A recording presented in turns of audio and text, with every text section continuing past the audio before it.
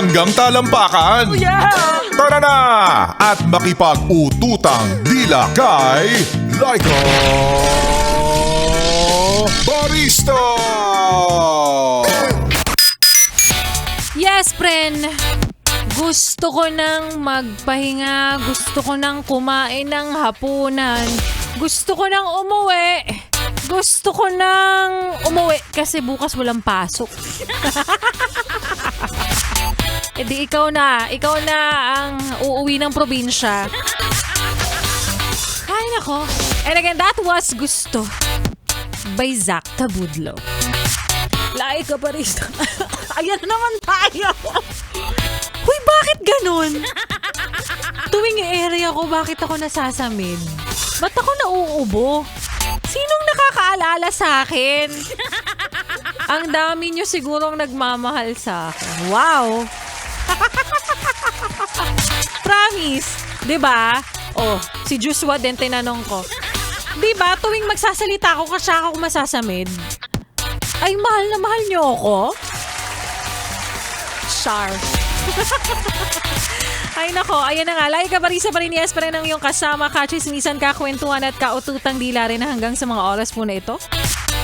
At nakatuto ka pa rin patuloy dito pa rin sa iyong paboritong istasyon. Nakabonding ang 101.1 Yes! FM.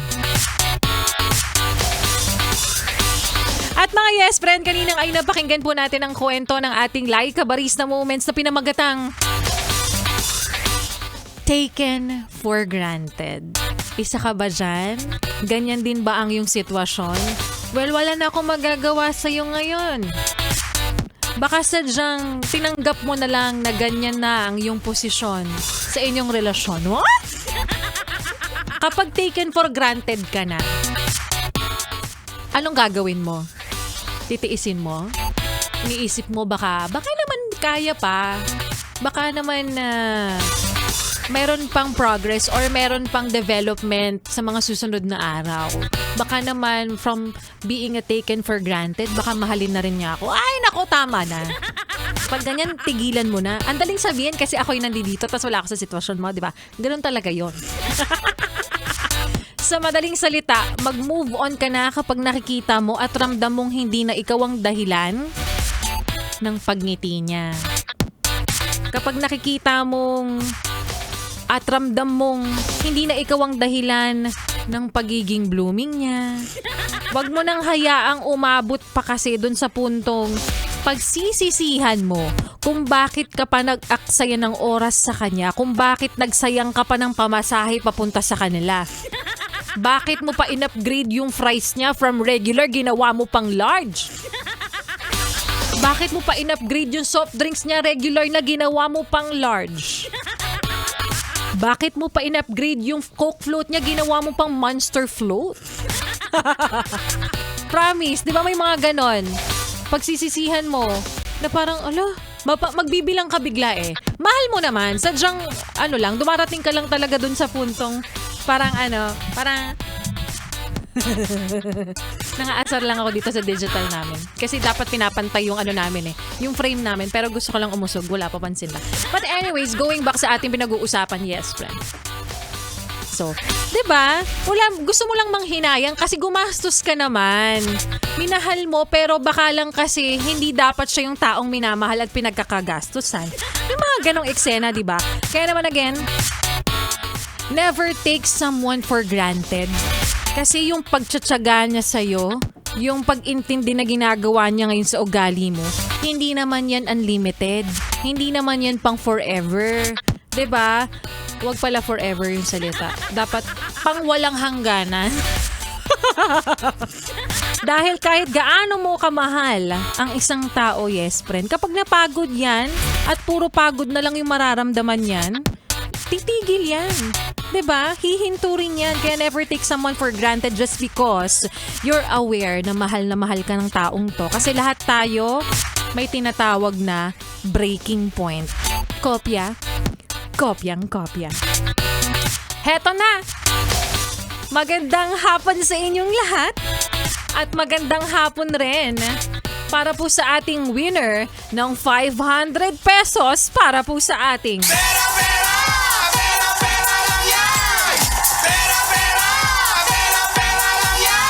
At ang katanungan nga natin kanina, yes friend, sa ating like katanungan, ay ano ba ang katumbas o ang ibig sabihin ng salitang anak dalita? Is it A, mahirap, B, maganda, or C, chismosa? Kaya naman congratulations sa ating winner ng 500 pesos. Isa siyang babae. Lumaki sa kalinga ng kanyang mga magulang. Taray, may kwento ng buhay. Siya ay isang babae. Mula sa Pilipinas. General na general yung lugar kung saan nakatira. Congratulations sa ating winner ng 500 pesos. Jovelyn Andaya Gimpaya. Congratulations! Ayan, nag-PM na kagad siya ng kanyang GCash number at yung valid ID na aking hinihingi kanina pa. Oo. Kaya pag ikaw nanalo ka, yes friend, o kaya sasali ka sa ating pa-promo, agad-agad isend mo na kagad yung GCash number mo tsaka yung valid ID mo para wala na kaming tanong-tanong. Tsaka di ba parang may na-manifest mo na kagad na ako ang mananalo for today. Ganon. Congratulations! At para sa yes friend na hindi pa po nananalo hanggang sa mga oras na ito sa pagkakataong ito, huwag kang mag-alala. Darating din ang panahon para sa'yo. Iikot din ang plato sa'yo. Plato? Di ba table yun? Ano, para hindi makapag-asawa o ano ba yung pamahiin na yun? Para makapag-asawa, dapat iniikot yung plato? Hindi, pag may umaalis ng bahay kasi yon. Ay, naku kayo. O siya, kopya. Kopyang-kopya.